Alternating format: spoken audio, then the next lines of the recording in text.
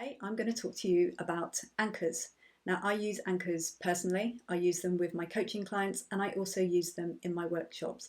So you may have experienced me telling you about them before and sharing what amazing tools they are. I'm going to talk to you about two different types of anchors, but before that I want to explain a little bit about what they are and why they're important. So anchors are important because they help us to manage our state. So what is a state? Well, our state is our way of being in the moment. It's our mood. It's the way that we feel. It comes from our physiology, our thinking, and our emotions. And really, it's greater than the sum of all of those parts. Now, the amazing thing about states is we create them ourselves. So if we are running late for a meeting and we arrive somewhere and we're all flustered and we might say, oh, I feel in a bit of a state, that's just one example of what a state might be. A state might also be a relaxed state or a calm state or a positive state. So there's all different kinds of states that we can create. Now, states are really important because they can affect how we show up in the moment. They can affect our capabilities, and also indirectly they can have a result, an impact on the results that we get. So say I was planning to record this video for you and I'd been running around all stressed and I showed up and my heart was beating and I wasn't calm. I wouldn't really be in a very resourceful or fit state to be going through this with you.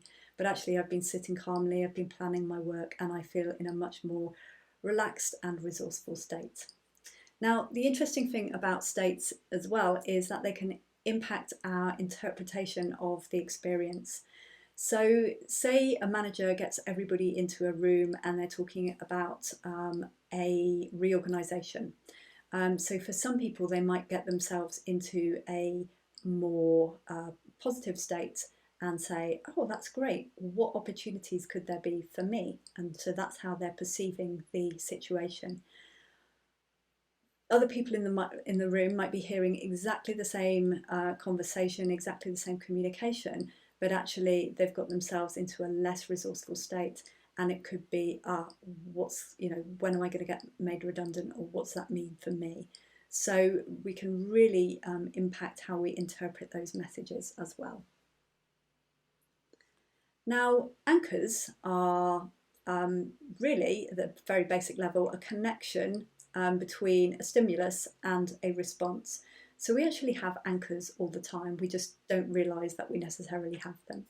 So, and we have them from all our different senses as well. So it's not restricted to things that we see or things that we hear or smell, but it can be all of these things, and sometimes multiple ones as well. So sometimes you might smell something and you think, oh, that takes me back to my granny's kitchen. Or you might taste something and you're like, oh, I've not tasted that since those Parma violets at school or whatever. Or you might hear some music. So you might hear a song that you've not heard for years, but maybe you can still remember most of the words, and it just brings back a certain feeling as well. Now, these are all anchors that we've not necessarily set for ourselves consciously. Maybe it's because we've experienced these things repeatedly, or maybe we've just experienced them once, but they had a really lasting impact on us. So the good thing about anchors, though, is that we can set them ourselves. We can decide which ones we want to use and to bring us into a more resourceful state in the future. And actually, they are a really quick and easy way to enter into that resourceful state on demand. So if you imagine with your phone, you've got various different icons and things, and you press them and it takes you to a certain app. Well, on a similar note, I'm going to show you some anchors that you can use to bring yourself to a particular state. So I'm going to demo two different types now. I'm going to close down this so you can see me. And I'm actually going to push my chair back so you can see a bit more of me. So the first one that I'm going to talk about is called the Kinesthetic anchor. And this is all about feeling and touch. So what I'm actually going to do here is place a feeling on a particular knuckle. So what this means is that in the future, when I want to bring back this particular state or help me feel in a certain way, then by pressing my knuckle, I can bring myself back to that state. I think knuckles are great because A, they're fairly easy to find, but also they can be used quite discreetly. So you can't see me sitting down, but if I have my hands in my lap, it's something that you can kind of hide from somebody in a meeting. Or also, if you have your hands behind your back, you can also feel your anchors there as well without anybody particularly knowing what you're doing. Okay, so I'm just going to walk you through this now. I'm lifting my hands up so that you can see. You can set these for yourself, or you can work with an NLP practitioner to set these, but I'm just going to talk you through this so that if you do want to set them yourself, you have that ability. So if you just close your eyes and say we're talking about confidence or something, and you want to feel confident in a certain situation. So close your eyes and think of a situation where you have felt confidence. And I want you to kind of really take yourself back to that time when you were feeling confident. And I want you to notice what you notice and see what you see, hear what you hear, feel what you feel, and really be in that moment experiencing that feeling of confidence. Now, when you're really noticing what you're noticing, seeing what you're seeing, hearing what you hear, feeling what you feel, press the knuckle and press it with the kind of pressure like you're pressing a doorbell. So kind of firm, but not too firm. And press it and continue to experience that feeling of confidence. And then come back to the room. So the idea here is then to kind of break the state. So think of something completely different and then to test it. So imagine that, okay, next time I want to feel confident, maybe in a meeting or in a networking or standing up in front of people, and then just press a bit of pressure on that anchor and hopefully you'll have a wave of confidence. Now the good thing is that this is now set and you can take it with you, but you can also top it up. So actually next time you are in that meeting and you're feeling good, or maybe you're in a completely different situation and you feel confident, then you can press that anchor to kind of top it up. You can also stack different feelings on top of each other. So for me, I actually put confidence and credibility together, and I tend to stack mine up. So I'll go in and I'll set the confidence one, and then I'll come out, and then I'll go in and stack the credibility one on the same knuckle, so it's kind of layering it up. Now the good thing is you have lots of different knuckles, so you can apply different feelings. Try and remember what you've done for each, but I guess if they're all positive feelings, all positive resourceful states, then hopefully they'll have a positive impact even if you do get them muddled up.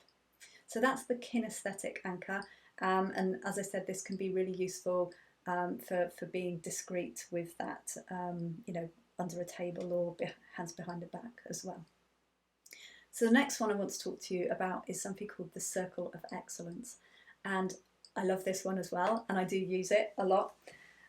So I will stand up for this, but I think I might go out of view. So let me just move this out of the way. Okay, so the circle of excellence is based on the fact that I have an invisible magic circle in front of me. And actually, what I do when I'm using it is I step into my circle. So in a similar way to the kinesthetic one where we are applying pressure, the fact of stepping forward into the circle kind of brings you into that feeling, that resourceful state. So again, one that I have set for myself is around confidence and credibility. And I use this when I'm standing up and doing some public speaking, or maybe in a video like this, but it's somewhere where I kind of step forward. And yeah, I definitely do use it. And for me, it's that process of actually stepping forward is then what sets the anchor for me. Now, I'll show you how to do it, and then I'll tell you a little bit about how I've used it before as well.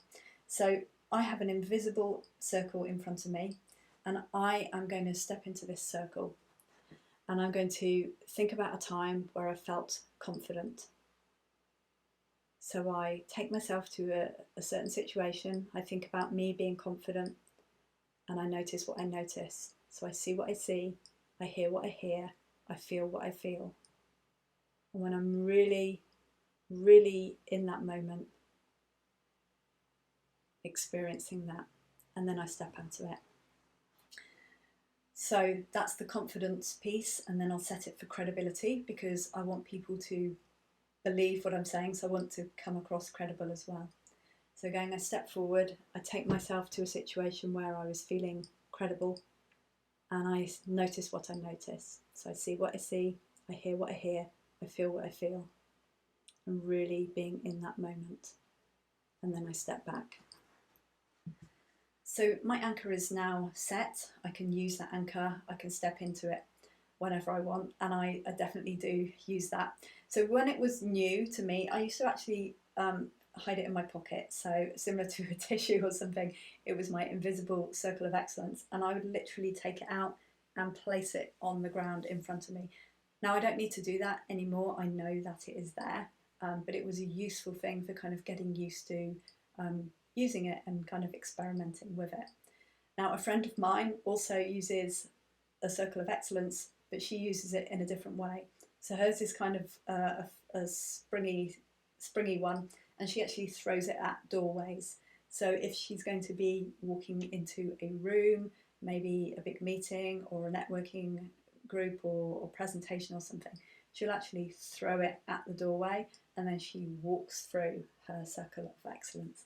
So you can use it in different ways depending on what needs you have and how you kind of envisage it as well. So we've covered both the circle of excellence and the kinesthetic anchor. I hope these have been useful. Good luck in setting them, good luck in using them, and if you've got any questions, you know where to find me.